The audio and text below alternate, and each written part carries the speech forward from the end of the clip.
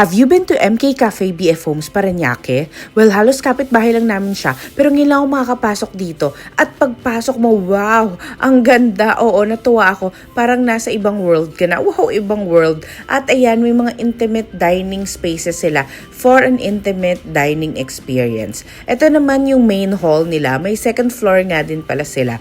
At ayan, may billiards dito at may darts. At ayan, very cozy feels lang siya inside. Ang saya. At aside from darts and billiards, meron nga pala din dito isang computer game console. At ayan, tuwang-tuwa yung anak ko. At ito na nga pala yung strawberry margarita. O diba nauna pa? Ang saya. And this is the grilled cheese with fries na gusto ni Bagets. At ito naman yung order ni Mr. Pure Energy, yung sisig. At nag-add na rin siya ng garlic rice. And for me, I ordered the truffle pasta and I added the buffalo wings, ang aking go-to. Oo, favorite ko yan. So, masaya naman kami sa aming experience. Enjoy na enjoy si Mr. Pure Energy, si Moira, and of course, ako na mahilig kumain.